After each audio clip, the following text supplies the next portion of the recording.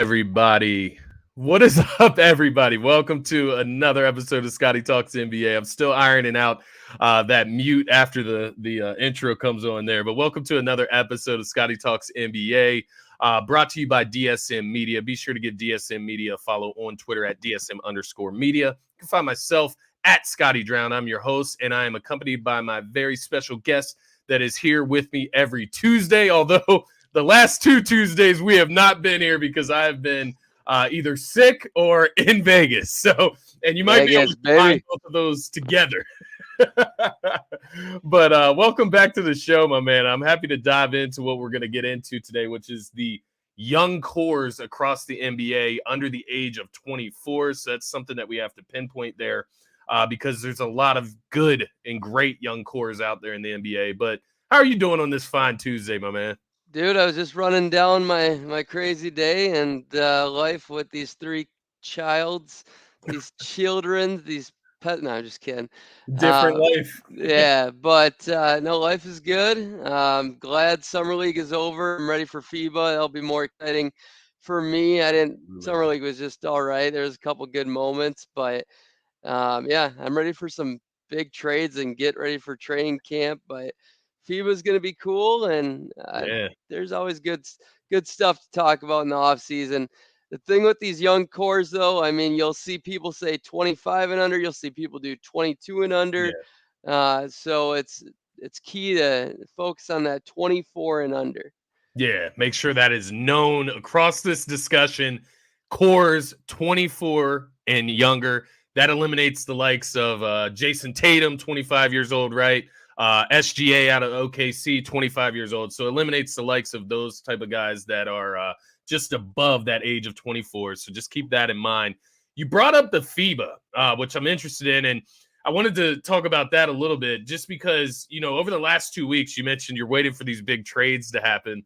It's like the league has been at a standstill for the most part, right? You're waiting on the Dame shoe to drop. You're waiting on the Harden shoe to drop. So it's almost like we haven't missed too much aside from the summer league play that was played over the last 2 weeks, which, like you said, it wasn't too much going on there. Victor didn't play too much in that. Scoot didn't play too much in there. You know, all of the top draft picks didn't get too much time during that summer league play. I wanted to ask you, though, because I may be a little bit out of the loop when it comes to FIBA. The French national team, did they declare who all is going to be on that team so far? I know it was up in the air. I imagine Joel Embiid is not joining that team. Rudy Gobert, is he joining that team officially? Yes, he is. In Minnesota, we're pretty pissed about it because he got injured going into the season last time. And people now are making a big deal because Ant's playing, but it's like Ant's freaking 23 years old. Like, it's a little different. It's good for him. You level up when you play in the FIBA and the Olympic Games, and I mean, it's only good, especially when he can tamper with some of these other guys and build some friendships. Fair. The crazy thing is Batum and Fournier are playing, and they're old as fuck. Like, you go down the list of this team, there's some really old guys playing, which respect them. Nando De Colo, he's got to be upper 30s now. France is going to be awesome again, just because they know how to play together, and they got some stud overseas guy. Fournier always looks like an all-star level player, maybe even superstar level whenever he's in FIBA and world play, man. It's kind of crazy how those guys elevate. Is Victor playing? I may have missed that as well. No, he's not. Yeah. That's probably, you know, in the best interest of San Antonio as well. Just got to see what he looks like in the NBA first. But nonetheless, who's the matchup you're looking forward to the most in that FIBA group? Canada. I'm looking forward to seeing Canada because they're loaded. I mean, SGA's playing, RJ Barrett, Zach Edey, and that's a big name. Lugens Dort, Dylan Brooks, Phil Scrubb, Thomas Scrubb, Kevin Pangos, Kelly Olynyk, Jamal Murray after his deep run. They're loaded from top to bottom. Kyle Alexander, so they got a lot of young guys too, and Nickeil Alexander Walker, Timberwolf, and so cousin of Shea. But yeah, Corey Joseph, the list goes on. Melvin Edgem. Now, do you think they can go head to head with US? Because I looked at their rosters, like, side by side, and it looked, I mean, it looked like it would be a really good game. Mind you, guys like RJ Barrett, those type of guys for Canada, they're going to turn up all the way on that team. We've seen great things from RJ, even in his play with Canada. I think Nick Nurse is coaching that team as well, so they got a good Yeah, coach that's ahead of crazy. them. I I mean, keep forgetting that. yeah, it's just loaded, man. But that being said, we'll talk a bunch about a couple of those guys amongst these young groups that we're going to talk about today. Before we dive into the young cores, we're going to rank them our top 10 just to give a heads up to all the viewers out there. So you'll get my top 10 cores, you'll get Zach's top 10 cores. We'll go from there. Before we get into that, I did just want to get your thoughts as a Sixers fan. Obviously, Joel Embiid had some choice words that were shown via video on an interview with Maverick Carter, basically saying, his main goal in the future is to win a championship. But the key in that quote is that he says, win a championship in Philly or somewhere else. He doesn't know, however that will play out in the future. That is not up to him. Obviously set Sixers Twitter, Philadelphia on fire Monday morning. Just hearing that quote. I actually got done my morning show with my buddy Dylan, and right after I saw the quote, and I was just like, my God, what did this dude just do? Mind Yeah. you, Joel Embiid is a well-known troll in this city. He goes by Joel Embiid. So he kind of pinpointed to that afterwards, saying that he was trolling. Just wanted to get your quick thoughts on that situation. If you were a Sixers fan, would you be panicking right now? And would it be from that, or would you already be in panic mode given the amount of drama that's already transpiring in Philadelphia? I mean, you guys are always on the edge. Let's be honest. I mean, you guys haven't had things easy in a long ass time. It's a daily pressure check. I mean, your blood pressure's through the roof. I mean, my thing is you just gotta kind of live with it at this point, and it's out of your control, and just react when shit happens. But this one doesn't surprise me.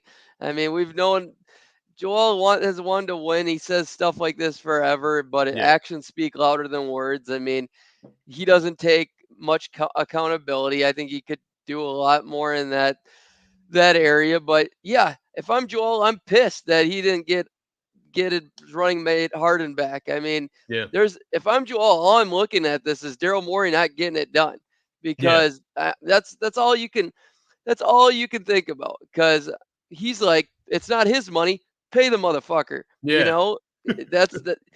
He loved playing with James. They're bros. It worked great. He had his best year ever. Like, I understand from Joel's aspect, and bad trade here has really jeopardized the relationship. Absolutely. yeah, I mean, the words, I mean, they're concerning just because, I mean, it's just the team isn't good enough. At yeah, the end of the day, like, it's not that Joel, you're concerned he's going to be asking out. Is this team always just going to be in limbo? Is there ever going to be any stability for this guy? Like, yeah, it's almost, depending on who the Sixers get back for James, it might be better that they would have maxed Harden out, to be honest, and with jeopardizing losing Embiid here. Like, it all is going to depend on the return. Like I've said this whole time, like, I'm not yeah, blaming Morey, I'm not blaming Harden until I know, one, the numbers, like what we're being thrown around, two, the return you get for Harden. Like, yeah, I don't I don't know who to blame here, but I do know, like, if I had to choose, like, gun to my head right now, I'd lean more towards Morey, because they have had this ongoing relationship, and it doesn't seem like he was honest with them. But like, yeah. I have no idea, so I'm not gonna like. There's not a gun in my head right now, so I'm not gonna have Right. to make that decision.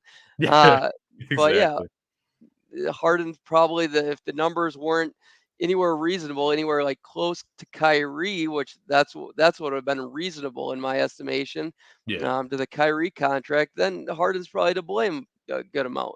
yeah, But that's for another day. It's going to be super interesting to see how this unfolds. But no, I'm not worried about Joel Embiid. I'm worried about, because as a Sixers fan, all you care about is winning, and you always say this, right. like, it's not the player I'm tied to, it's the franchise, and I respect that. And it's like, that's what true fandom is. I mean, Yeah. it's at the end of the day, you make that known. Are you a fan of the player, fan of the team? And I've always been a fan of the team as well.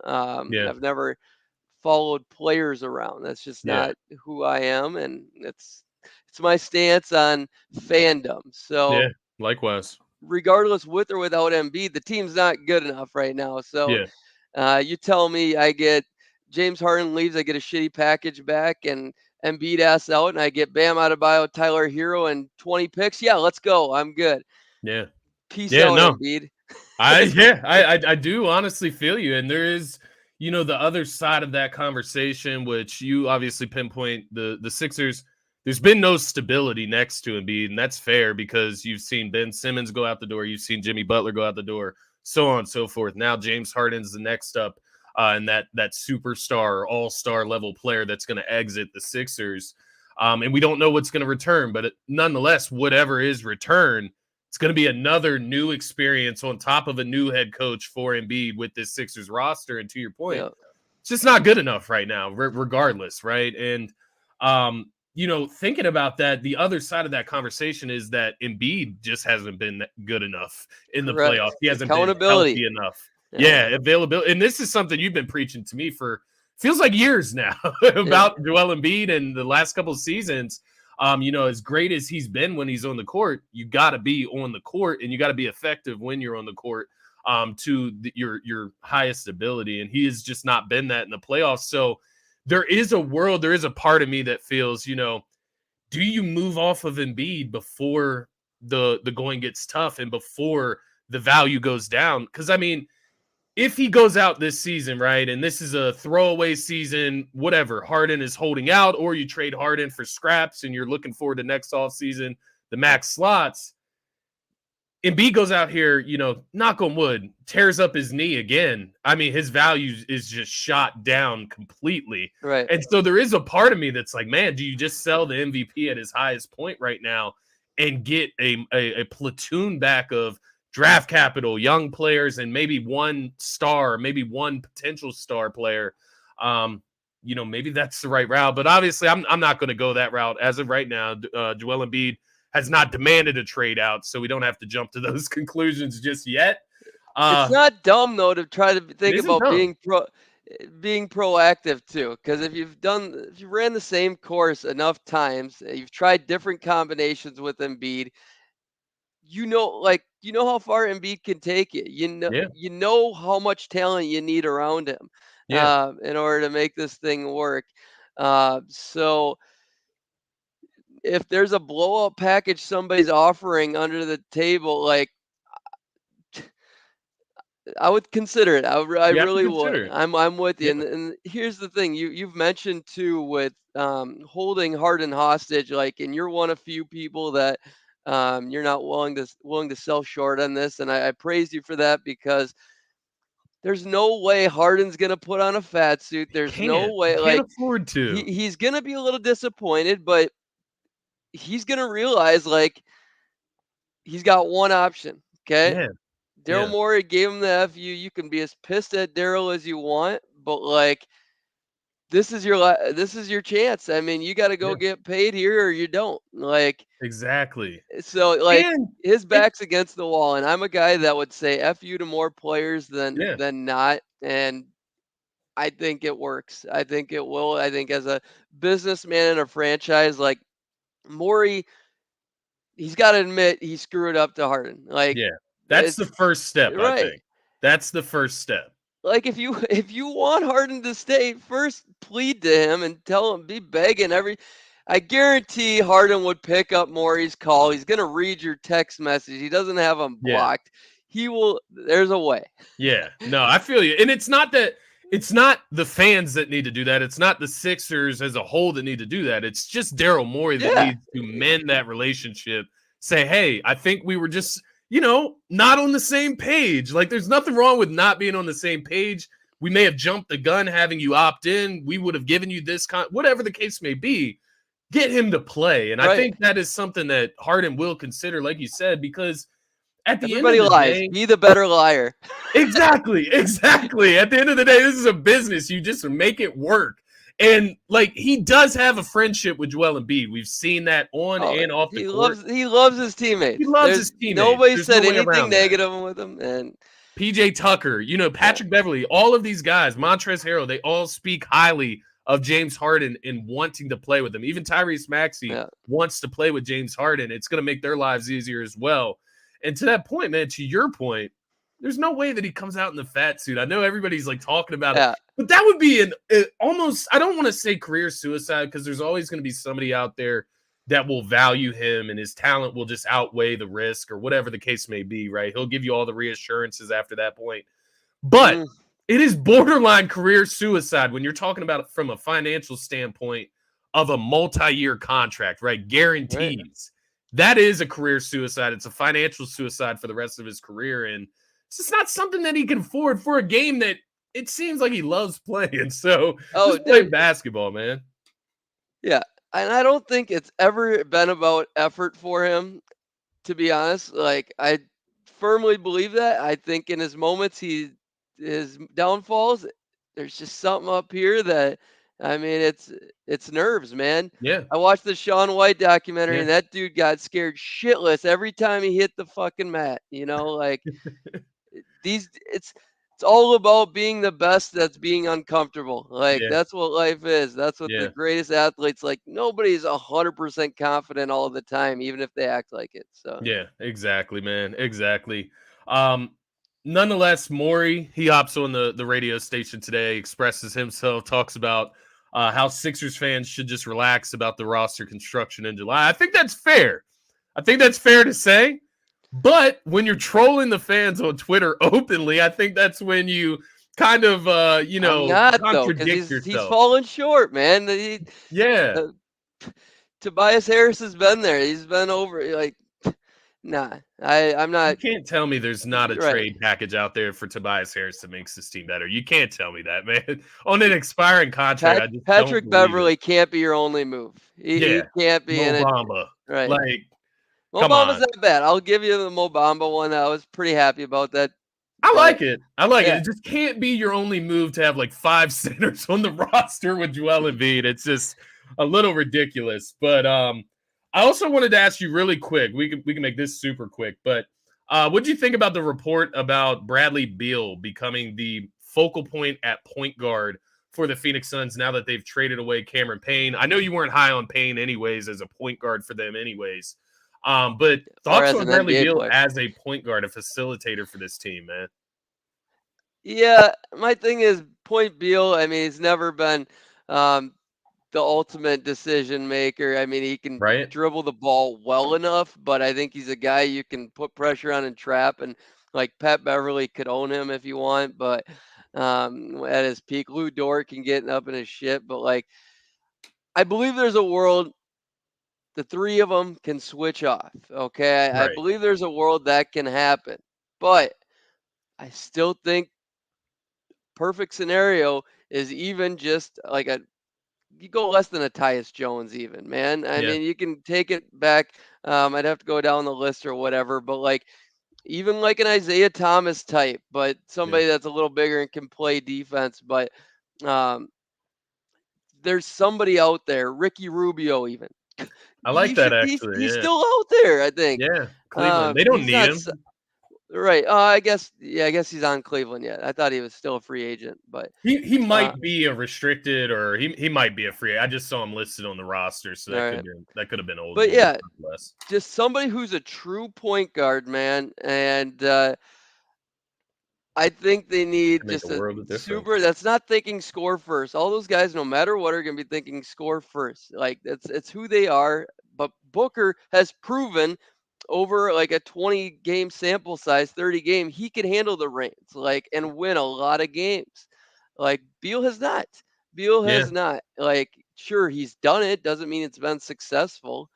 So for Booker's number one option, whoever Shams said that, and he just trying to get some smoke going in the air. So and I wouldn't read too much into that. Because Booker is the guy that I would point to as, your guy that you would want to run that position. But then it's like, do you want to restrict Booker to having this mindset of facilitation, right? Like he's just such a prolific scorer. I mean, yeah, you're right. There's plenty of guys out there, honestly, right now. I mean, George Hill's a little old. Grand Tragic, those guys are old. Michael Carter Williams, DJ Augustine. I Drag didn't even know he was still in. Dragic is probably going to get picked up, but I'd still Yeah, probably rather have Isaiah Thomas than him. Like I truly think Isaiah Thomas should be in the NBA. I will yeah, die on that hill. But um, I saw the list. I don't have the free agent list in front of me, but I saw it the other day, and there's some guys out there that can still play point.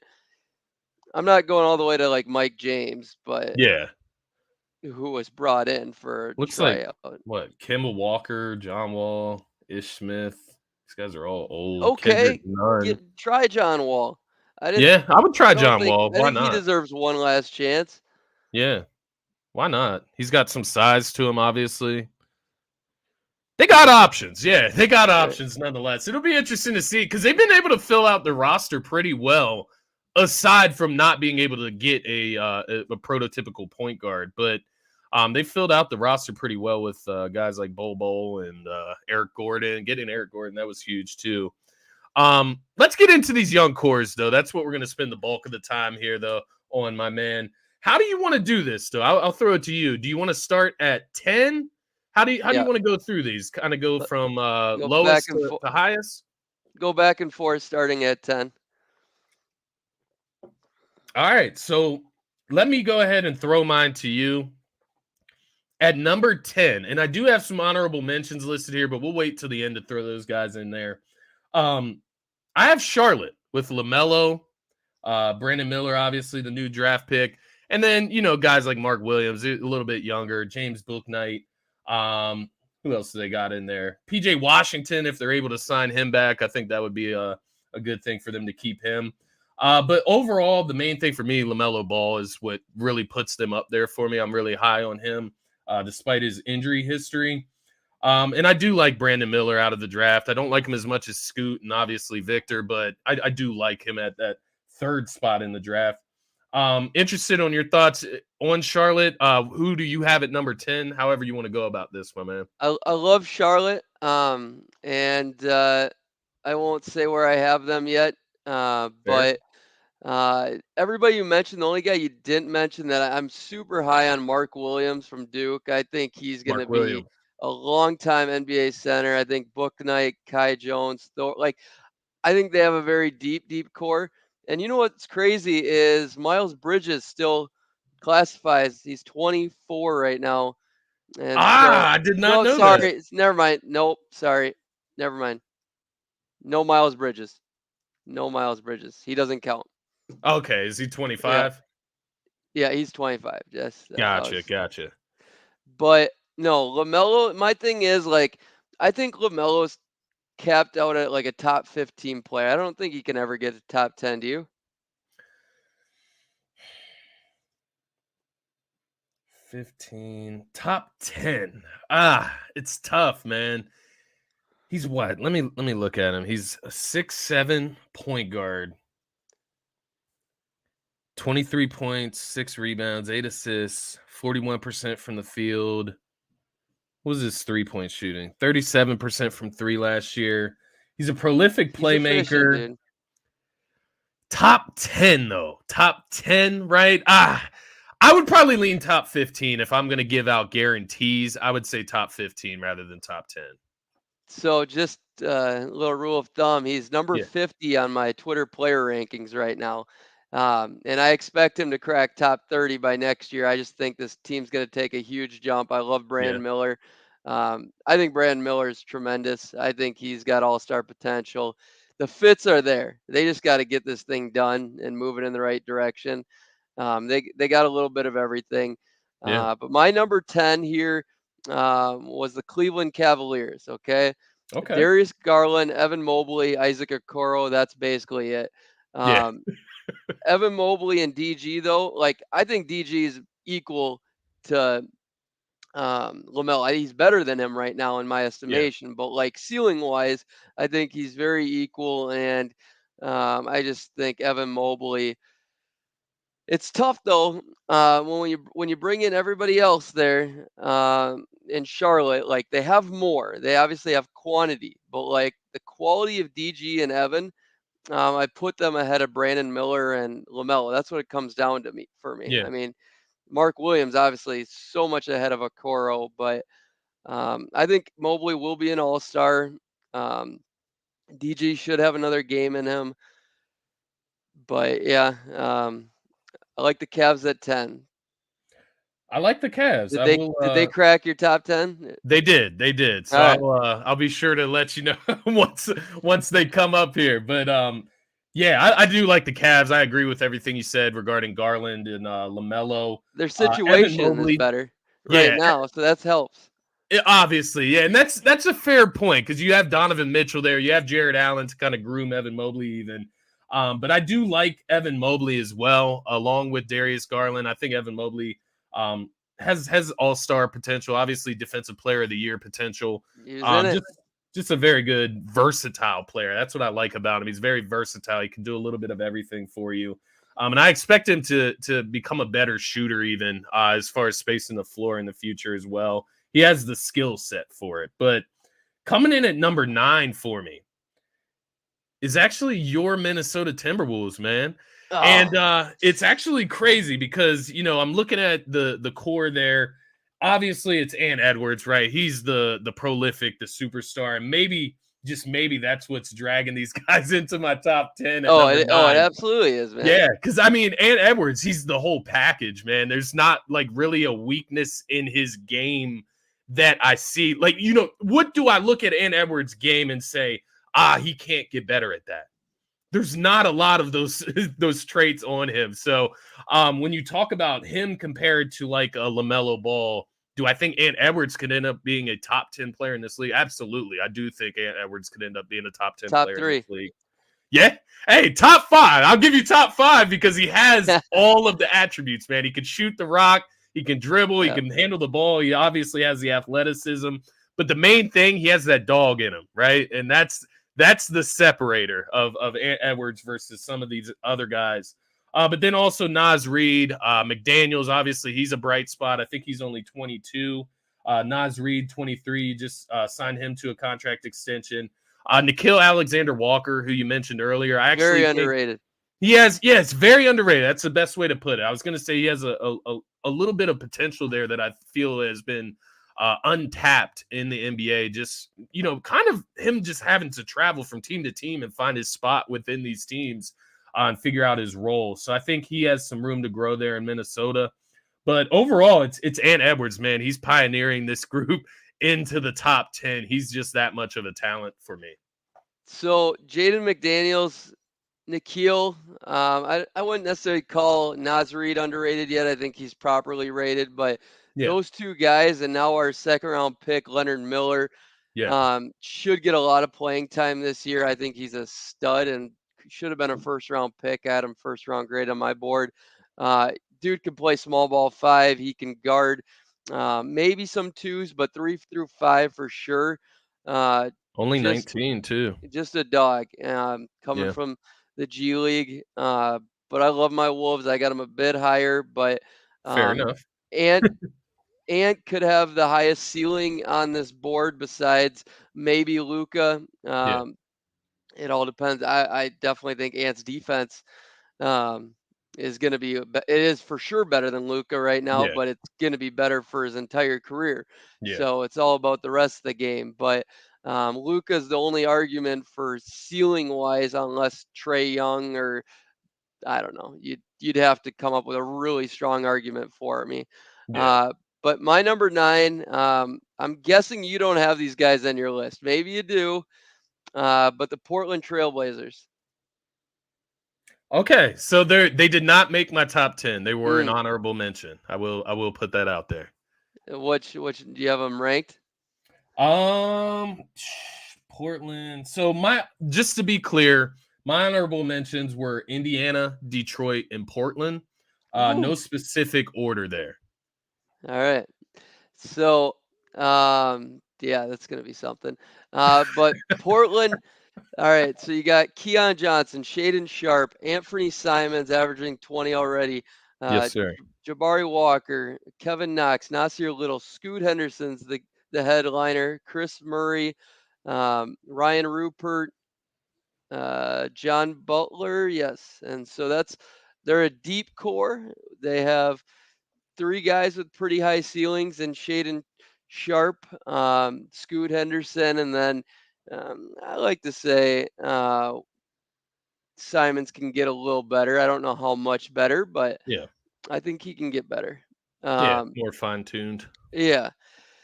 So they are just missing guys that can show defense in the backcourt. Okay, I love Yeah. Nasir Little.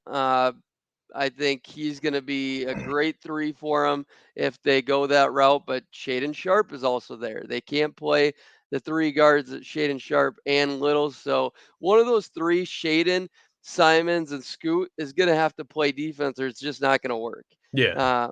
That's why I also thought Dame. I mean, obviously the Dame train has ran, but that's why I also thought even if Dame stayed, like 4 shitty defenders is not going to ever work. Yeah. Period. At Yeah. the guard spot. So one of those 3, I'm thinking Scoot's got the best chance, but I don't know, man. I think they're gonna have to trade at some point. Simons Yeah. would be the number one. He would I'd be the sell guy. I'd sell high on Simons sooner than later and try to Yeah. find some defense like Lou Dort even. Yeah. Marcus Smart would have been unreal there. Uh, but yeah, I mean Simon's efficiency is nice compared to Scoots coming in, and Shaden Sharp's already efficient. But I don't know. Some people might believe in Shaden Sharp's D, and it could work out. It's just He's finding athletic enough, right? Like, it's just about yes. putting in the effort to become a great defender in the NBA. So a lot of That, guys just don't have that in him, right? those 3 could be the most athletic trio Yeah. of guards in the league. Yeah. It could get freaky there for sure. Absolutely. Um, they all have a body and the athleticism to play good defense. It's just do they want to and will they? So Portland though, like I would say if that core stuck together, like I'd have them capped out right now at like a first round exit until I see any defense. So it's hard to crack the top 5 without any championship aspirations, in my opinion.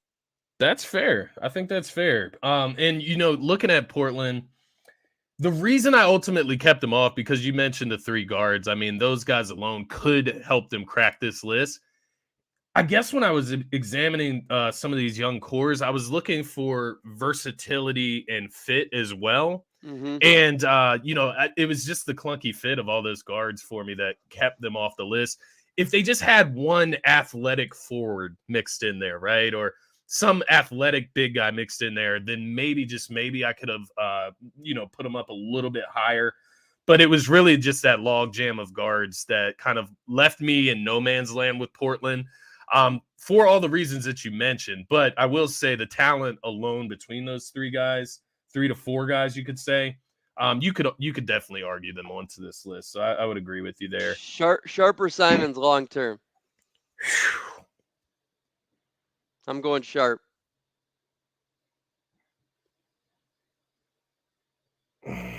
It's a tough one, man, because Simons is averaging 20 already and I know. bouncy, but I just like Sharp's body enough. And I love the limitless range of Simons. I think that's something that is always appealing to me, just a guy with that type of quick trigger. But overall player, I would probably have to go with Shaden Sharp just for Give me the what he 3 can inches. become. Yeah, yeah, literally. Literally that alone, plus the athleticism. I think he's a little bit more athletic than Simons, or maybe even a lot more athletic. He can become a better defender. He can become a better overall player, I think. I think Simons is just always going to be that guy that is like a microwave, right? He can just light you up for 30, of course, any night. But in the other aspects of the game, how effective is he really going to be on a night-to-night basis? So I would go with Sharp right now, but it is very close in that sense. Number 8, the team you had mentioned earlier, Cleveland. That's where Cleveland Cavaliers come in for me. I don't need to dive into them too much. You've already kind of covered them. Darius Garland, prolific player, all-star caliber player already in his career. Evan Mobley, I love that duo of them both being under 24. When you talk about 2 all-star caliber players there on their team. And then, of course, Isaac Okoro. He's just kind of the guy you throw in for the trio of the young core. But I do love Darius Garland and Evan Mobley at number 8 here. Do you think Garland can get any better? I think he's pretty capped, honestly, and it's a good cap. But like, I just, especially with the team they have, like Mobley's going to I get a lot know. better.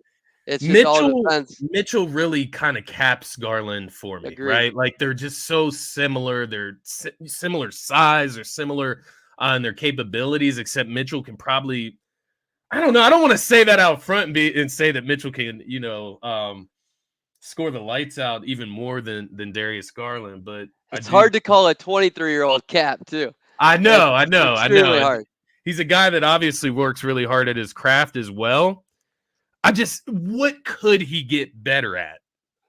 I guess is the question, right? IQ, Consistency, playmaking, passing. I mean, he's not an elite playmaker, passer by any means. He's elite shooter. He's getting there scoring wise. I mean, he definitely can get better in all those categories. Yeah. But I think from that perspective, playing with Donovan Mitchell, where he could ultimately improve playmaking, facilitating, right, getting guys in the right spots, just becoming that prototypical point guard for that team. That's where he could excel for me. So I wouldn't cap him, but how much better can he really get, right, on a scale? Like, say at his peak right now, he's been a top 20 player.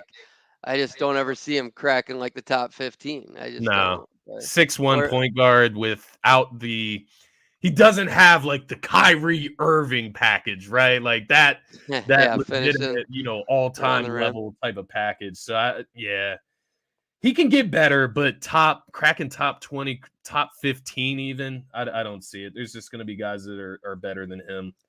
Who do you got at number 8? So number 8, I won't touch on this very long either, but obviously they're my team, so I might be a little biased. It's the start of tier 1, and Ant is the only reason they puts him there. Jaden helps, obviously. He's a solid number 2 piece. I really believe he can become a borderline all-star as a two-way guy. He was screwed over on all defense last year. He could have easily made the top 10 defenders. Most people in Minnesota believe. He did get some votes, but what separates them from everybody and above them here in tier 1 is the depth of young talent. Everybody else has got a plethora for sure. But like my tier 2 started with Portland at 9 and went all the way down to Toronto at 16. And it mainly revolves around, I mean, your star player, obviously.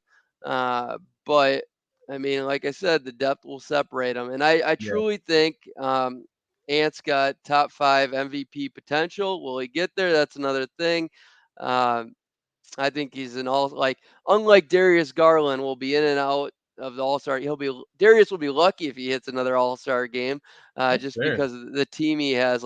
And I expect him to make it every year now. That's fair, yeah, and I think you bring up a good point because it's like, how much do you weigh how much better Ant can be than Darius Garland versus Garland and Mobley, right? And then obviously you throw McDaniels in on the other side for Minnesota, Naz Reid. That's interesting, yeah, because I have those teams back to back. We kind of just call me crazy.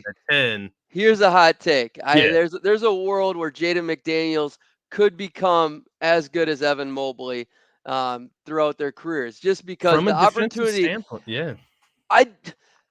Do I think if Mobley was in Charlotte right now, he'd be borderline an all-star? If not, he's a borderline all-star right now, in my opinion, just because he's so good defensively. He doesn't have the usage. Okay, I mean, you switch him and Julius Randle, like Knicks fans might be a lot happier right now. I truly believe he's this good of a player. It's just he doesn't. The offense revolves around the guards, and they work everybody else. And like Mobley's puts up the numbers he does with 23% usage. Like, it's astonishing. Like, people do not give this guy the credit that he deserves. He just makes it work. And do I think the team's still going to get him involved more? It's unsure. You bring in shooters like Max Strus, and they had another great signing. So it's going to be hard. Yeah, George Niang. Yeah, Niang was going to get some minutes off him, and That is interesting. When you put Jaden McDaniels next to Evan Mobley, because you saw the difference in Minnesota when Jaden McDaniels was gone for the rest of the season last year in the postseason. I mean, it crippled He's them everything. defensively. Oh, he's Yeah, everything. He might be more valuable on defense than Rudy already for us, yeah. and that's insane to think about. Only 22. So yeah, maybe a very underrated piece in this conversation, right? Jaden McDaniels. No, I can accept that at number If 8. you had him instead of Tobias last year, I think you guys beat Boston. That's how good I think Jaden McDaniels is. I think that's fair. Yeah, I think that would be the perfect example of a guy that you could literally switch right into Tobias's Right. spot, and boom, Roll. that's a better team already. Boom. And that's it's funny because I felt that way in a sense about Jalen McDaniels when we had him on the roster. I thought throw him into the starting lineup around Man. James Harden, Tyrese Maxey, Joel Embiid. He's a guy, he's so athletic, lengthy. You talk about all the issues with Tobias finishing around the rim. That's just something that these guys won't deal with being as long as they are. But yeah, Jaden McDaniels, he's in a whole other ballpark than his brother. So it's Right. interesting, man. Number 7 for me. And I'm interested to see where you have this team because I know they'll be in your top 10. But I have OKC at number 7. And, I've guys mentioned here, Lou Dort, Chet Holmgren, the two Jalen Williams, right? Jalen with the IN, Jalen with the EN, Josh Giddey, of course, even down to guys like Isaiah Joe, who I'm familiar with, who actually went there, found a nice role for himself last season. Who are some other guys? Trey Mann, Cason Wallace, Ty Washington, Aaron Wiggins. I might be having the wrong Wiggins there, but Their whole team besides Shea, really. the whole team besides Shea, basically. And it's crazy because a year ago you could have included SGA in there, and that might have propelled them into the top 3, maybe even number 1 with a guy of that caliber. But I have them at number 7. I guess because Shea is not in the mix here. But I am very high, and it almost felt wrong for me to have them at number 7, if I'm being honest. But just given the teams in front of them that I like a little bit more with the players that are included in this group, I had to put them at number 7. But you talk about Chet Holmgren. What can he really become in the NBA? I mean, Unicorn, man. That's the perfect description. You talk about the Kristaps Porzingis, the Joel Embiids of the world. You can go down a list of these unicorn-esque players that are just uniquely skilled. He's going to be a menace on the defensive end when it comes to protecting the rim, shot blocking. But he can score the ball effortlessly too. You could even look at him in that Evan Mobley scope in a sense, right? But even Jalen Williams, and I'm sorry if I got the spelling wrong here because I always get the two confused. But there's obviously one that I like a little bit more than the other, and I just have to see the picture to confirm here. So it's Jalen with the Jalen, right? Jalen Williams. Wing, yeah, and then the YLIN is the center. Exactly. So I do like LEN a little bit more than YLIN. Oh. One's got borderline all-star potential. Exactly. The other's praying to be a starter. Exactly. So I do like this group, man. Josh Giddey's another player. I don't know how high you are on him, but I love the versatility, the skill set that he brings, and he seems like he has a good head on his shoulders as well. And the thing that makes me most excited about this group of guys is that they're excited to play with each other, right? And that's going to be a big thing going forward. You see how excited Giddey is to play with Chet. Lou Dort, he just got a big contract, so hopefully he can show some signs of improvement this season as well. He's only, 24 this year? Yeah, 24 years old. And then obviously, I know we can't include SGA, but that team has just got a really bright future with draft capital on top of all of what we're talking about here. Yeah, so Shea and the coach, Mark Daigneault, matter. They definitely, situation matters. They're only going to make those guys better. I think Daigneault's super underrated, and once they make the playoffs again this year, he's going to be on the map. Yeah. But here's my shock. You got him as a playoff team. Just a quick pinpoint there. Yeah. Just going to throw them in there. My shocker of the show, where I'm going to get a lot of flack for, and I love Jalen, like I said, he could be an all-star, but it's tough for me to predict that with the Yeah. depth they got there. Chet Holmgren could end up being a top 10 player, but it's more likely he ends up top 30, top 25, in my opinion. Yeah. I'd put more money there. If they had Shea in this core, they'd be number one for me. But I Yeah. have OKC at 14. Wow. That's Yeah, they're my interesting, tier though. two. Is it just because of the star power element? Correct. It's just because for me, I think the outcome of Chet and Jalen are so like 50-50 almost. That's They're fair. so not black and white for me like other players above them. Jalen Williams more so, but like his ceiling's not that high if I had to choose. Yeah. But Yeah. OKC's one that's just going to go up really quickly once I see some Chet for sure. But Yeah. as of right now, this is where I got him. I'm not a huge believer, honestly, in anybody else on their team besides Chet, Jalen Williams, and SGA. I think they got good pieces they can fit. It's just how much are they going to develop them, and they're going to have a tough time managing all those minutes for all these guys that Yeah. need time. Because there was a So lot I of guys think, that we didn't even name there as oh, well, right? Like absolutely. Petrusev, he's a guy Like, that I've can Lou seen. Dort get much better? Like, I think Lou Right. Dort can, but like, you got to give Osman dang time. You know, you got to Yeah. give Isaiah Joe, Lindy Waters. Like, are these guys gonna take it from him? Like, I like two-way player Keontae Johnson. Even I had him Yeah. high on my board. Yeah. Poku, what's he got left? Uh, but they just picked up Usman Garuba and Ty Washington, bro. Yeah. Ty Washington. Yeah, man. Like They're loaded up. There's a world Ty Washington's better than Case and Wallace. I'm not saying I would pick Ty, but there's a world. So my number 7 here, the Detroit Pistons. That's going to be Okay. another shocker for a lot of people. I know a lot of people that would have these guys number 1 or 2. For me, Cade's coming off an injury. Pretty simple as that. I think Cade's ceiling extremely high, but to have an injury that early in his career, that big, to miss that much time, um, and it's Detroit. Like Yeah. I need to see I some think. longevity. Jaden Ivey, honestly, Yeah. is unreal. Like I Yeah. I love the love dude. his He had game. one of the most underrated rookie years. I mean, 16, almost 17 points a game, 5 assists, had some really big games, and just looked like he belonged. It wasn't like putting up bad stats, Yeah. like getting blown out. Like they were good shots. He wasn't a bad shot taker by any means. I love Oscar Thompson. Yeah. You I was throw gonna in ask you Jalen about him. Duren. Yeah.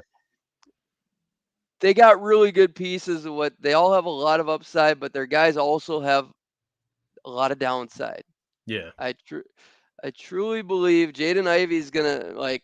I don't think he's the perfect fit next to Cade Cunningham. Like, Right.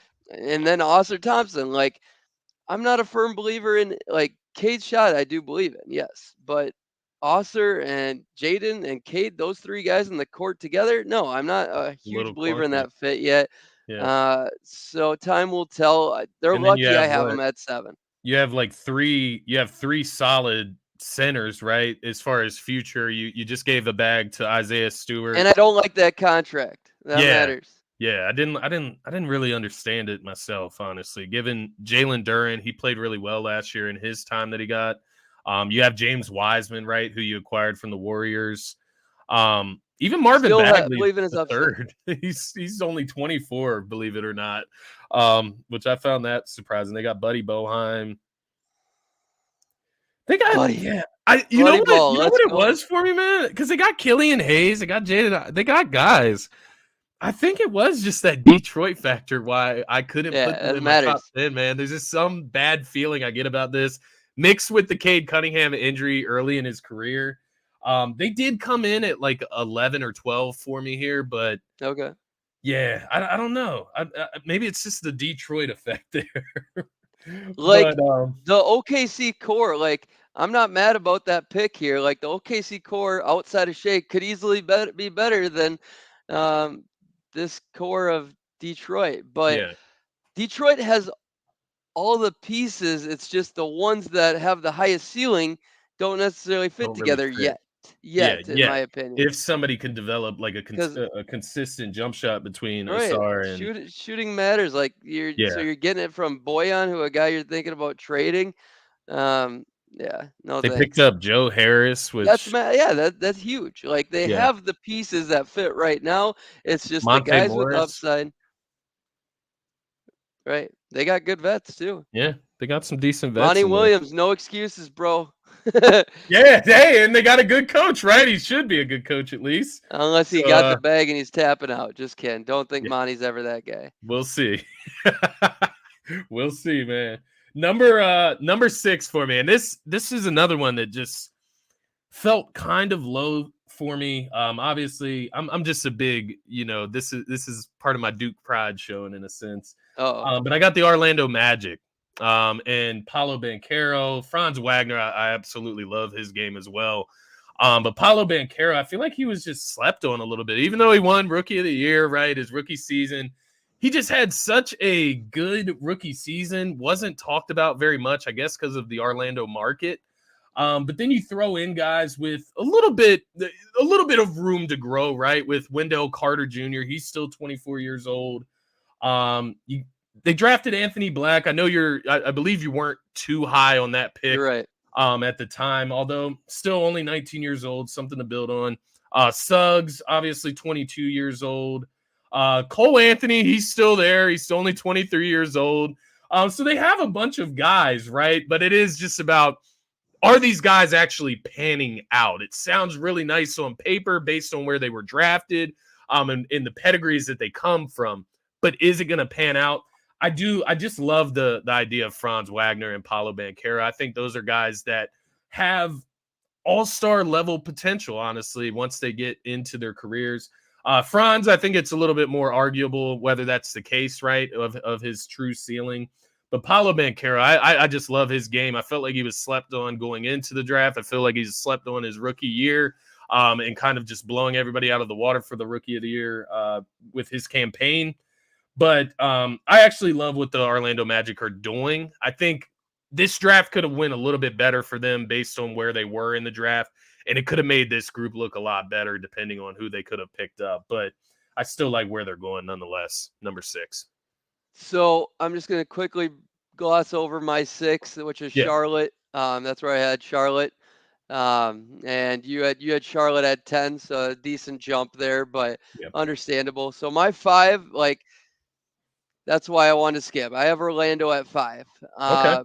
But it was the hardest pick for me because one, I don't think they're ever going to figure out this guard situation, but That's the I just conundrum. believe in Paulo this much. I Yeah. think he's got an incredible two-way ceiling. I think I'll be shocked if he doesn't ever hit a top 10 player. I'll be Yeah. shocked. If he doesn't, something's wrong mentally, but I think he's got the it factor too. Like he's a Yeah. dog. I think he wants it. I'm not as high on France as everybody else, but I think he's a tremendous role player, can get to be a top 30, 40 guy even. Yeah. Um, Versatile. these guys are here because of Paulo and quantity. They have enough guys Fair. that I think somebody's got to turn out good of these guards. Somebody does. Yeah. And I believe in them enough. Like Markelle Fultz just turned 25. So if we Yeah. would have done this a couple days ago, he'd be in here too. But and Jonathan Isaac, he's only 22 yet. Yeah. Just kidding. Jonathan 25. Isaac. I was like, whoa, hold on. I thought Yeah. he was going in a different direction. Yeah. 25 years old. He But just, nonetheless, just missed the mark as well. he just got back from a retreat overseas, curing the blind. So, yeah, Jonathan Isaac's a godly man. But bless his soul, he needs to come back because they have the fits. They have the Yeah, fits. they They really just got to do. figure out who their two guards are, and then I think they're set. I really do. Who would Uh, your two guards be for this I'm team, still right? Going believing in into next Suggs, season. man. I still believe in Suggs. Like I'm. So would you It's go hard. Suggs and I'd Markelle? Suggs and Fultz. Yes, Suggs and that's my Fultz? pick. Yeah. Like Jed Howard could even get time here. Maybe Caleb Houston getting some minutes too. Yeah. Even like Chumo Okiki, I haven't written him off yet. Yeah. But yeah, my starting lineups: Suggs, Fultz, Franz, Paulo, and Wendell Carter Jr. And Wendell is getting Yeah. better by the year. Like, I'm gonna believe in his three sooner than later. And that dude, great two-way player, Yeah, I agree. very good vision, very good passer, super underrated all around. And he just those three, the last three fit. It's just figuring out Fultz, Suggs, Black, Cole Anthony, like what's going to work there. Hopefully something does, and hopefully Orlando can get cooking. But they also have a really downside where I could accept them way lower than this. I think that's Who did fair. you have at 5? I think that's fair because there is a world where Franz just isn't what everybody thinks he is, right? And he's just a very average player. All right. Same with the rest of the guys on the list, aside from Paulo, I believe. So while I'm So high on Orlando, there is a downside that is available there for these guys if they don't yeah. get their head right on their shoulders, right? Outside of Paulo, who has the highest ceiling? Is it Franz for you? Yeah, I'll be honest. I would go with Franz next after Paulo. It's tough. I think there can be kind of even. I mean, like, if you told me Jalen Suggs or Fultz keeps getting better and beats him, I wouldn't be shocked. Yeah, that's But yeah, exactly where I was gonna go. Either Suggs or Fultz. Now Fultz is obviously a little bit older, but I would go with Franz. do you Wendell's in think that combo Paulo? too, just because I think Wendell can be like a defensive force. I think he can be a great rim protector. And then obviously just add the floor spacing, a little bit of a repertoire in the post, and he can be a really good player. But I think Franz, when you talk about just increasing all of his skill sets because he's a very versatile guy, I think he Mm-hmm. does have a stronger potential there. Do you think Paulo can be top 5, top 3 ever? The only concern for me with Paulo is his top level athleticism. I'm wondering, for a power forward, but his game is so smooth, Look, and he does have athleticism. what about like Kawhi? I mean, That's actually a Kawhi's good sneaky comparison. athletic though, but Yeah. like I think Paulo's sneaky athletic, but I think Kawhi's probably got a tad bit more. Um, Yeah, if Jokic did Paulo it, but Jokic is huge. if Paulo can Jokic. knock on wood, avoid injuries that can set him back, I think he has potential to get up to top 5, I would say. But definitely top 10. His skill set, he has the prowess to become a great two-way player, I would say. Yeah. All right, I so they like were Paulo. my 5. Who's your 5? Yes, sir. So my 5, this one was actually probably the toughest crossroad for me. I ultimately went San Antonio here with Victor Wembanyama, Devin Vassell, Keldon Johnson, Malachi Branham. They got a couple different guys, right? You can go to Jeremy Sohan. Is that how you say his name? Yep, yep. Sohan. Trey Jones, obviously another Duke guy. But I absolutely love Vassell and Victor, obviously being the number 1 pick and potentially, for all we know, right, he could end up being a bust, whatever you would consider him being a bust as. He could also end up the best player in the last 10 years, right? So there's a lot of room for this team depending on where you have Victor and kind of your potential or your ceiling that you have him capped at. But I felt like top 5 was appropriate just because they drafted Victor Wembanyama. It's kind of as simple as that for me there. But I do love guys like Devin Vassell, Keldon Johnson. Those are good pieces to have around Victor with him coming into the league. So I got the Spurs a little higher, but we can talk about the Spurs now. Yeah. I think Malachi, Keldon Johnson, and Vassell are 3 of the most underrated guys in the league. I think they can all become top 40 or better players. Yeah. I truly believe that. And so you put them with Victor, that's dangerous, but I don't believe in their point guard situation. So Yeah. that Trey matters. That Jones is a little stunts clunky. growth. Right. That stunts growth. So hopefully they can find a way to get somebody. It's They not need a looking good. veteran. Yeah, I mean, they don't have it. So they got Blake Wesley as an option. Devontae Graham is the vet, but I don't think he's going to do much as a playmaking passer. He's more of a Yeah. combo guard and a bench combo guard now. It's going to be interesting from the point guard spot. I really think that. And can hold back from others. But would have loved to see Dame go there. I really would have. Yeah, same. That would have been But he doesn't great have the for the balls. NBA. Doesn't have the balls. Yeah, it would have been great for the NBA, but you're right. He doesn't have the balls for that. You think that would jumpstart them right into the playoffs, in my opinion, right? Like, yeah. You're talking about Greg Popovich, one of the best coaches of all time, and like you said, Keldon Johnson. He is a guy that is slept on. I believe he's part of Team USA this season, right? He was in the past. Let's see. Maybe if he got still dropped is. off. They got guys like Romeo Langford, who's kind of untapped there as well. They brought in Cameron Payne, which once again, I know you're not high he's on not him. on this. He's not on this team. Who? Keldon Johnson. I got you. Yep. Malachi But Branham. They also got Charles Bassey. Obviously, I'm familiar with him from the Sixers. He's a nice, backup center type of option for the future. They got a nice squad. They do just need to get a prototypical point guard, somebody that can be a maybe floor Blake general. Wesley could surprise some people. Maybe. I know some people still believe in him, but he's a rookie. It takes time. They'll be able to try some different things out there. That's for sure. So who you got at 4? Number 4. This I keep saying this is where it got tough. Number 4 for me is the Houston Rockets. Now, don't get me wrong here, Zach.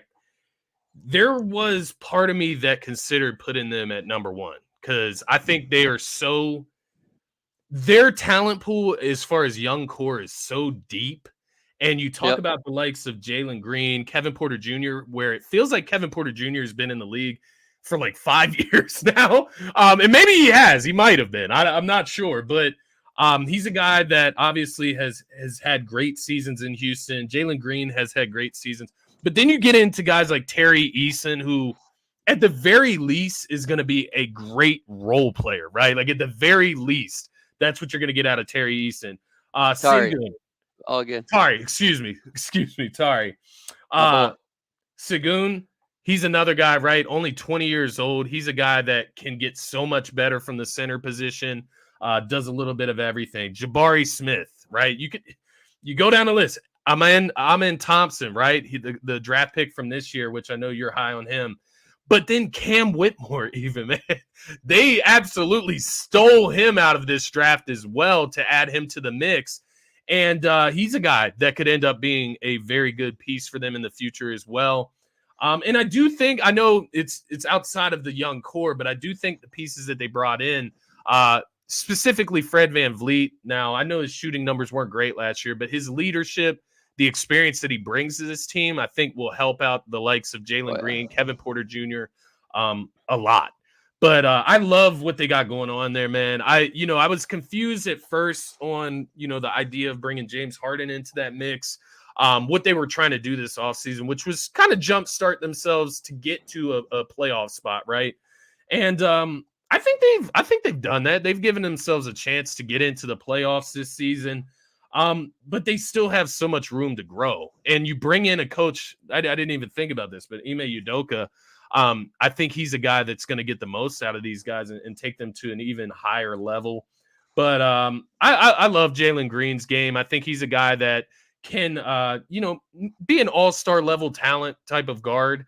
KPJ, we'll see how much better he can actually get, but he's in a pretty good spot right now, even.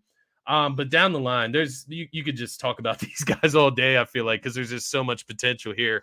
But this is one of those where it got confusing for me versus the other 3 teams I have above them when it comes to projections. Top-level talent, right? Top-level talent right now that I already know is superstar level in the NBA. They don't have that yet, but the depth there of the youth core, it's there. All right, so I won't say where I have Houston yet. They're up a little higher for me, but yeah, man, I love them. I love everything about them. I'll say my notes when I get to them. Yeah, the only thing I'd say on what you mentioned would be the James Harden debate. Would James Harden have accepted Fred VanVleet's contract? I don't think he would have. I don't think he would have because the reason why that contract's awesome, they overpaid for Fred, which was smart because they had to spend their money somewhere. But they overpaid for 2 years when the other guys' contracts will be up. The third year is a team option. That's where James Harden's not accepting that deal. Yeah. If you would have got 3 years at that number, yeah, I think Harden would have accepted that. I really do. Yeah. But also, like, Harden's not willing to ride out the progression, the steps it takes, because this team, you throw Harden in there, they're for sure making the playoffs. Yes, Yeah. they would. Yeah. I'd almost guarantee that. But would it slow down some of their progressions? Maybe a little bit, because his usage is definitely more than Fred VanVleet, but it could also speed some of them up, and it would. You would actually make some of them better. But where it would also be a headache for Harden is he's trying to win a championship. I really believe that this team is trying to make the playoffs. There's steps to the process. So my number 4 here was the Dallas Mavericks, and super easy for me because Luka, I mean, is Luka, and he's proven, and you can argue he's a top 5 player, and I think he can get to be a top 3 player. Do I think he can ever be the best player in the league? It's really hard for me to say that as a guy who is a negative on defense yet. Yeah. I mean, Jokic is not a negative on defense. He's average not as much as it's talked about. Yeah, He's very all right. instinctual. He's always in He the can right definitely spot. be a positive, and he's a positive and when it matters, for sure. I think of him more as a positive than not. So that's what separates them at top 5 to number 1 best player in the league. But yeah, Luka's the best player on this entire core list. But also, I do like the defensive players they got. So I think they're going to also help make Luka better if they play these guys, Omax Prosper and Derek Lively from Duke. I love the Derek Lively pick. Obviously, Duke guy, but Derek Lively, he just fits exactly what they need, right? That's what they were looking for in JaVale McGee. Except you have Derek Lively, has a lot more potential there. He's a lot younger. And I think he'll be a good lob threat for Luka. I think that's going to be easy money. And then he's going to be able to protect Luka's backside, which is the most important thing. You got it. Because he's a premier shot blocker. Then you got guys like Josh Green, Jaden Hardy, who I actually really like as well. Yeah, I actually like. And here's one you don't think about. Is Grant Williams still 24? He matters. Grant Williams is 24. I had him listed on this list with Luka, Lively, Hardy as like my top prospects for this team. I'll let you know. I have Dallas actually number. Excuse me. All right. I'm trying to think where I'm at. So they're actually number 2 on my list right now. Okay, so obviously you got 3 yet. We're on number 4 here, but Jaden Hart. So outside of Luka, obviously it's not Grant Williams. He's basically close to tapped out, I'd say. But out of those other guys, I mean, Jaden Hardy's my pick for highest ceiling. But it's going to be hard for him to reach the ceiling with Kyrie. Luka. So and Kyrie, not even thinking about Kyrie. So Jaden Hardy would be my pick, but I'd probably lean towards Omax Prosper or Lively. Lively probably getting the more minutes right away, I'd say. I don't know. Maybe they still fall in love with Dwight Powell. Who would you say had the second highest ceiling of that group? Yeah. I would go with Hardy, but you point out the Kyrie situation. It's just going to be hard to see him getting like enough playing time for him to build out like an actual role with this team. But just from a talent standpoint, I would go with Hardy. As far as who do I think could make like an instant impact, I think Derek Lively is that guy that you could insert right into the starting lineup. Let him get his growing pains early on in the season, and by the end of the season, I think you'll at least have a rim protector there, full time, a guy that can catch lobs and dunk the basketball very easily. He's very athletic. But yeah, I'll have to honestly. I'll have to look into Omax Prosper a little bit more. I'm not as familiar with his game as I'd honestly almost be cool with starting him right away. Yeah, he's another guy you would just throw right in. And it's only because of his defense. I don't expect him to do a lick on offense yet, but defensively, they just don't have any options. Yeah, so they don't have a lot. I think they gotta Provide get after size. it often early, and he's worth. worth taking a hit on. Who do So you think their starting lineup is? Kyrie, Luka, Grant Williams starts? yes, for sure. Yeah, And I bet my guess would be still let's see. Dwight Powell. Oh, probably Rashawn Holmes at center, Dwight. Ah, Um, he's more so polished, yeah. 3 for sure. Grant Williams would be the third. But center's up for debate. Um, I think they're Josh trying to Green, trade Josh JaVale Green, I McGee. could see at the 3 if they wanted to go small. Yeah, Like we didn't mention Josh Green. Like yeah, he's only 22. his defense is very good.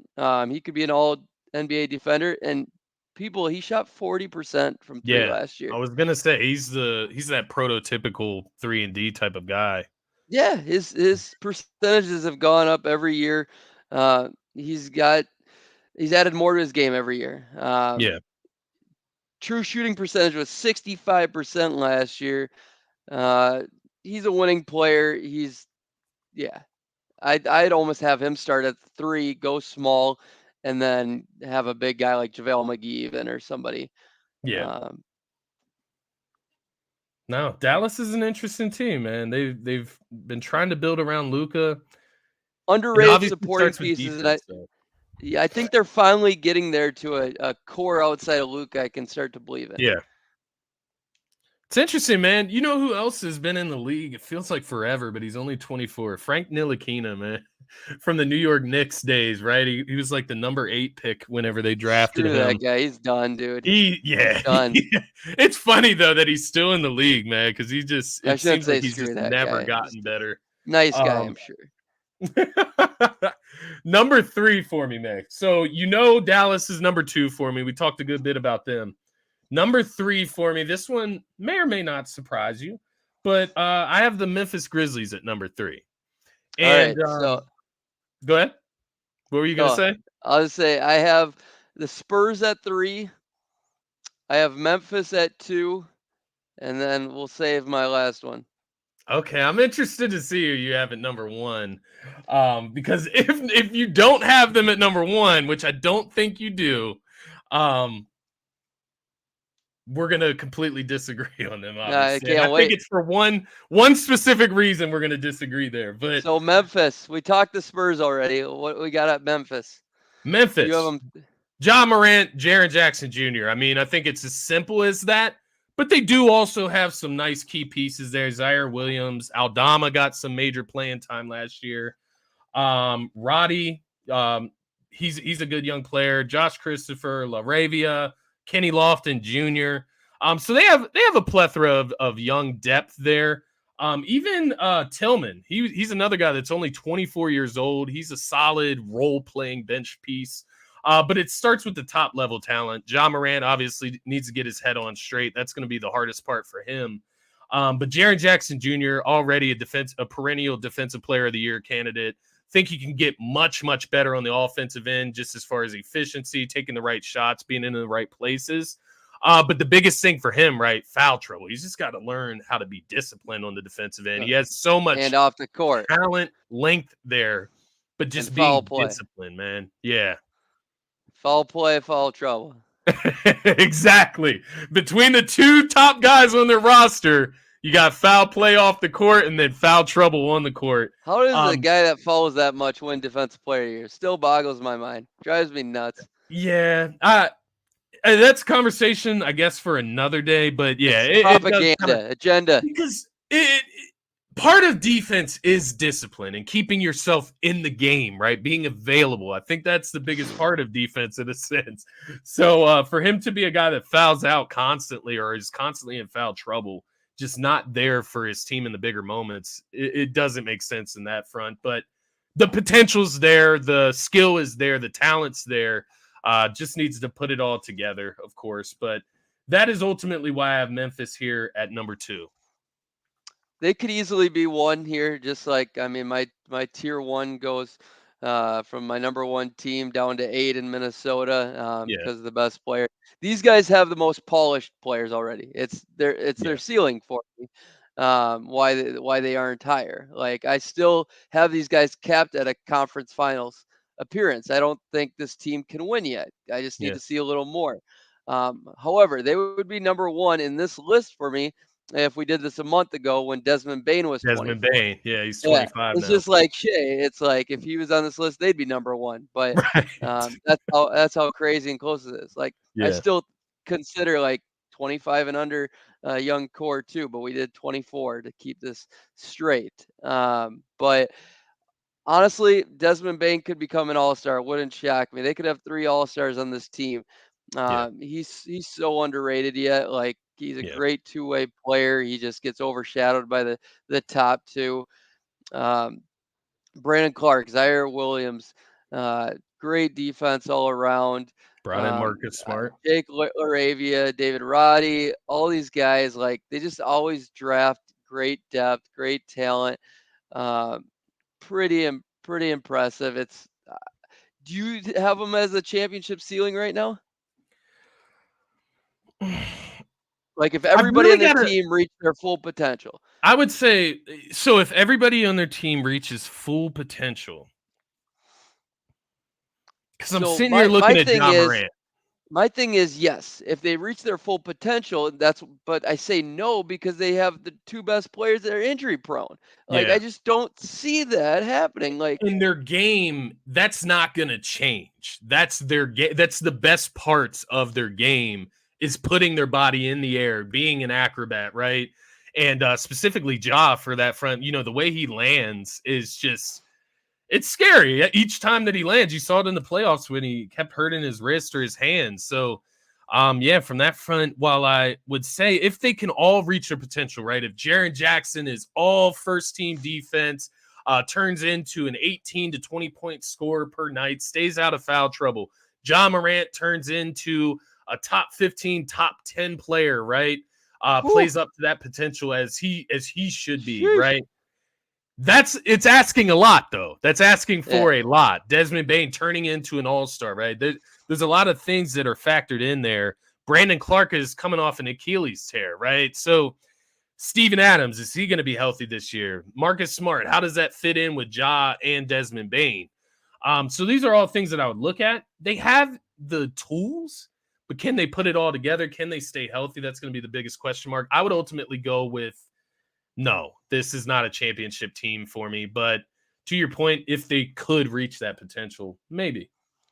All right, last question on the Memphis Grizzlies is outside their big 3, pick the next guy with the highest ceiling. I will say Jake Laravia averaged 18 in 4 games in Summer League. Good percentages too. Kenneth Lofton, even better percentages, 51 and 47 from 3. He averaged 18. And how many rebounds that dude? Quite a bit. 7 boards. So they got guys that can fill it up. You got David Roddy too, who just like seems to fit their culture, if that makes sense. Zaire Williams, 6'9", floor space. He didn't shoot the ball very well last year, though. If I had to pick one, man, Laravia is interesting just because of what he provides around Ja and Desmond Bane. He provides like something different in a sense, or shouldn't say different, but he fits well, right? He's able to shoot the ball, can handle off the dribble a little bit. So I would go with him. He's only 21 years old. He has all the tools I feel to be successful next to those guys. Shot 34% from the 3. Can you hear me? Yep. All right, yeah. So you're choosing Laravia? Yeah, I would go with Laravia out of the guys that you mentioned. But I would say it's close. I mean, guys like David Roddy, Kenny Lofton Jr., they do fit that culture down there in Memphis. Absolutely. So who do you have at number? You said number 2, you have Memphis. So we're on to my number 1. Did you say your number 2? My number 2 is my number 2 was Dallas. Okay, so we touched on Dallas then. 3 Memphis, 2 Dallas, and then my number 1 is going to be the New Orleans Pelicans. Surprise, surprise. Woo! Love it, bro. And you know where I'm coming at with this. depending where you are at with Zion Williamson is going to That's determine fair. where you put this team. I still am going to put my full belief into Zion because that's just who I am. That's the Duke blood that's running inside of me. But you look at I this guy when love he's it. on the court. Availability matters. That's gonna be what determines Zion's career, his Sheesh. health, his availability.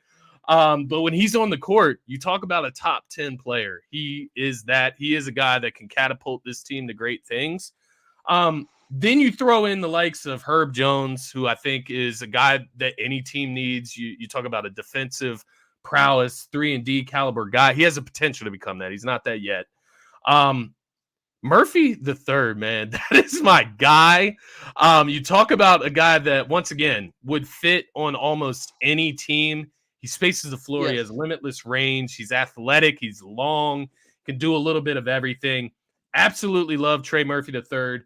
Then you get to guys like Hawkins, right, who's a rookie this My year. boy. Can shoot the laces off the ball. I thought that was a great pick for them. He's a guy that can fit seamlessly, just like Trey Murphy in a sense, right beside Zion, knows where to find his spots, right?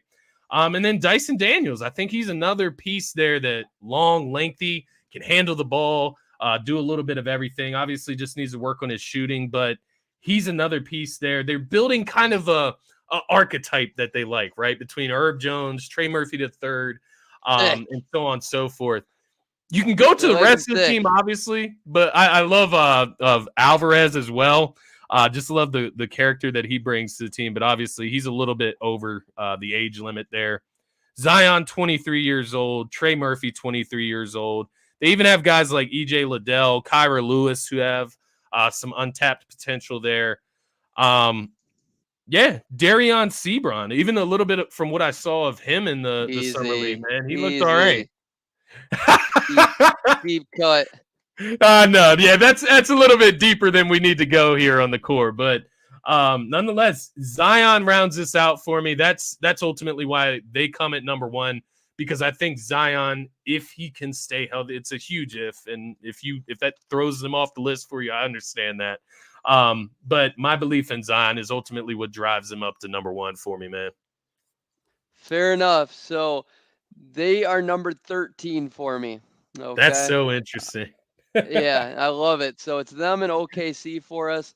Are the two big separators. Yeah. Otherwise, our lists are pretty close overall. I will say this: if I believed in Zion like you, they'd be so much higher. But I don't. Yeah. I just I know don't. you're a Yeah, believer in availability, so that's consistent. it's everything. Yeah. Yeah, and that's one thing I am consistent. So Jordan Hawkins, he was 7 on my board. Love Jordan Hawkins. If CJ Yeah. wasn't there, I'd say he has almost all-star ceiling. If Brandon Ingram wasn't there, my Trey Murphy's been on my show. I love him. Great mentality. Yeah. I think he would have all-star potential. But those are the two guys I'm really high on outside of Zion. Yeah. But yeah, I could see it. You could end up being right if Zion's healthy. So it It's all the comes big down to if. that for sure. A huge if.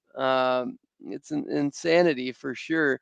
With that said, my Talk number to me about one, your number one. bump it a bump bump bum, the Houston Rockets. I feel you. I'm telling The you, man. I'm Houston telling you, Rockets, brother. I teetered from them from all the way from number one down to number what, 4, where I had them 4 or 5 here. Yeah, so 4. Um, yeah, I'm interested to hear what you got to say about the Houston Rockets, though, because I know you're very in depth with them. All right, so we'll make this quick. I gotta bounce here, but honestly, I think the team as is has championship potential if they reach their core. I mean, if they reach their potential, I really What do. would be your Uh, year span on that? uh, well, by next year, not this year, I think they should be able to make the playoffs this year. By next year, they should be able to make second round conference finals. By year 3, I could see a championship. I really do. So 3 years from now, essentially. Um, with that said, I think Jabari Smith could be a top 20 player. I think Jalen Green can be a top 15 player. But that's at their ultimate ceiling. I'm not Yeah. predicting they'll get there. I think that's if they reach it. Amin Thompson super high on him. I think he could be a top 25 player. Cam Whitmore, but like Cam Whitmore, I've seen some people throw him out for a dark horse rookie of the year. Don't think he's getting that opportunity year Yeah, one. I really don't think he gets yeah, much above 20, 25 minutes. But I love their team 1 through 8. I really do. They fit perfectly. They just got to be coached up. We're about to see if Ime's got it in them. yeah. They could, being these guys, a lot of them aren't proven. They could fall down my list very quickly. But at this moment, because there's so many unknowns, that's why they're number one, and that's why I can believe in them till I can't. I get it because there's so many options that could Hey, hit for them, right? You have a ton of options that could hit and become a star for them, and I think that's the biggest thing with the Houston Rockets. I will say, just like what I'm doing with Houston right now, I was right about Denver, I was right about Phoenix, and I was right about Atlanta 3 years ago. I was pretty proud of all three of those call Yeah, outs. I'd said they could all make deep runs, and they did with their cores that they had. This is how I'm feeling about these guys now. They have the depth, they have the fits, they have the talent. They yeah, just got to get it done now. They just got to grow, yeah. They just need the stay time to healthy. grow. Yeah, All right. no, I agree Their there. biggest problem is going to be the minutes distribution. I mean, Tyrese and Cam Whitmore, they need their full minutes to develop. And whose minutes is Dylan Brooks going to eat into as well? That's something All to of them. keep in mind for them. So, no, I'm with you. I know you got to get out of here, so we'll make this outro a little bit quicker.